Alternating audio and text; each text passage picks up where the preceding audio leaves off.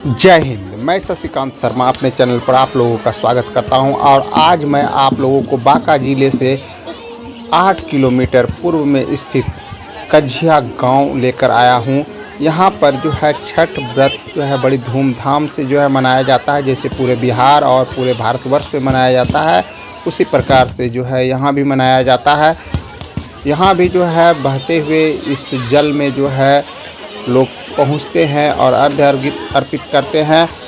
तो लोक आस्था का महापर्व छठ प्राकृतिक आस्था, पर्यावरण, विज्ञान का जो है संगम है। बिहार के सांस्कृतिक पहचान के साथ साथ बिना किसी भेदभाव के प्राकृतिक और अपनी संस्कृति के प्रति स्वाभिमान का पर्व हमारा यह महाछठ है।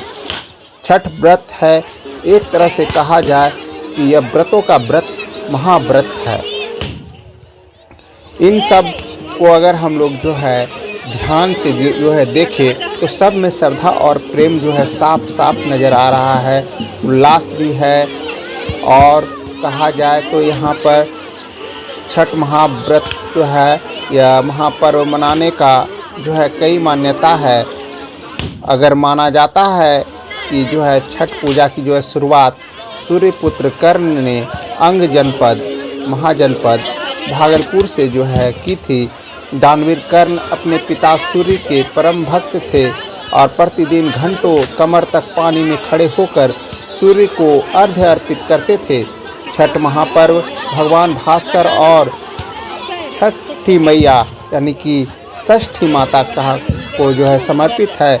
इसलिए छठ पर्व में भगवान भास्कर को अर्घ्य दिया जाता है और अर्घ्य देते समय ओम सूर्यदेवाय नमः, आदित्याय नमः, भास्कराय नमः, दिनकराय नमः, दिवाकराय नमः, प्रभाकराय नमः, इस प्रकार से आपको जितनी भी नाम आपके मनोमस्तिष्क में आती है सूर्य का सबका नाम लेते हुए सबका जय करते हुए और छठी मैया को अर्घ्य प्रदान करें। छठी मैया को गीत गाते हुए भी पूजा जाता है। छठी मैया के बारे में कथा है कि यह ब्रह्मा जी की मानस पुत्री है और सूर्यदेव की बहन है। छठी मैया को संतान सुख देने वाली छठी मैया एक तरह से कहा जाए कि जिनके संतान नहीं होती है उनको यह संतान सुख भी जो है प्रदान करती है, संतान की रक्षा भी करती है। इसलिए सूप बांस का बना होता है अर्थात वंश की रक्षा करता है। इस प्रकार सूप में ही जो है फल प्रसाद आदि जो है लेकर और उसे व्रती के हाथों में दिया जाता है। व्रती अपने हाथों में लेकर सूर्यदेव से प्रार्थना करती है और सभी लोग जो है इस जो है सूप पर बांस के सूप पर अब प्रचलन धातु का भी सूप भी आ गया है। तो इस तरह से उस पर भी जो है अर्घ्य अर्पित किया जाता है। कहा जाता है कि छठ नई फसल की जो है उपजाऊ को लेकर जो है जश्न मनाने से भी जो है जुड़ा हुआ है। जब फसल कटकर जो है किसानों के घर आती है तो छठ पर्व जो है मनाया जाता है।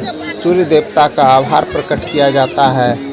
तो भारतवर्ष में कई जगहों पर इस समय तक फसल भी कट जाती है और चैत्र और कार्तिक माह में जो है छठ जैसा महापर्व जो है मनाया जाता है।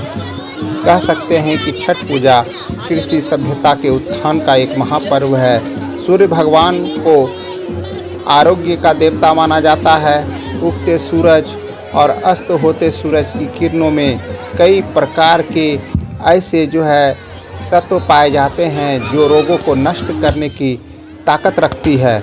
इसलिए कहा जाता है कि उगता सूरज और जो है अस्त होता सूरज के समक्ष हम लोगों को कुछ देर भी खड़ा रहना चाहिए। उसमें एक विशेष किरण पाई जाती है, एक विशेष ऊर्जा पाई जाती है। यह वैज्ञानिक प्रमाणित है। छठ महापर्व धार्मिक अनुष्ठान ही नहीं बल्कि इसमें वैज्ञानिक रहस्य भी साफ साफ छुपा हुआ है। स्नान के बाद सूर्य देव को जल अर्पण करने के वक्त जो सूर्य की रोशनी आपके शरीर पर पड़ती है उसमें रोग प्रतिरोधक क्षमता में बढ़ोतरी होने लगती है, त्वचा रोग से मुक्ति मिलती है। वैज्ञानिक नज़रिए से देखा जाए तो छठ षष्ठी के दिन विशेष खगोलीय बदलाव होता है तब सूर्य के पराबैंगनी किरणें असामान्य रूप से एकत्र होने लगती है और शायद उसी दुष्प्रभाव से बचाने के लिए भगवान भास्कर को अर्घ्य दान करने की परंपरा चल पड़ी है। छठ महापर्व गीतों में सामाजिक संतुलन की भी जो है अपील की जाती है।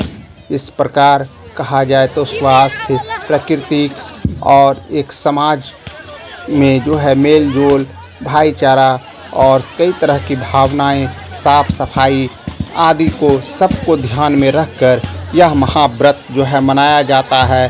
3 दिनों से यह चला आ रहा महाव्रत कहा जाए तो चौथे दिन पूरा होता है। जब सुबह का अर्घ्य जो है पड़ जाता है तब उसके पश्चात ही व्रती अपना जो है उपवास को तोड़ती है। जब तक जो है यह क्रम चलता रहता है तो कहा जाता है कि व्रती जल, अंत तो दूर की बात है, जल तक ग्रहण नहीं करती है और उनके उल्लास और श्रद्धा के कारण ही ऐसा हो पाया है कि वो इतने लंबे समय तक भूखे प्यासे जो है रह जाती है। और इसमें पूरा परिवार, पूरा समाज, पूरा गांव या कहा जाए तो सभी लोग जो है अपने अपनी जितनी भी हो सकती है सामर्थ्य उस अनुसार जो है सभी अपनी अपनी भागीदारी देते हैं। स्वच्छता के लिए हो या तो फिर साफ सफाई के लिए हो या किसी भी प्रकार से जो है सहयोग हो वह अपनी ओर से करते हैं और इस छठ महापर्व को मनाते हैं। इस प्रकार आज मैं जो आपके सामने दृश्य दिखा रहा हूँ यह बांका जिला के मुख्यालय से पूर्व में स्थित करीब 8 किलोमीटर की दूरी पर कझिया स्थित है। एक गांव है, एक छोटा सा गांव है जो कि एक कृषि प्रधान गांव है और यहाँ पर यह पर्व बड़े उल्लास के साथ मनाया जाता है। तो आशा है पसंद आई होगी। जय हिंद।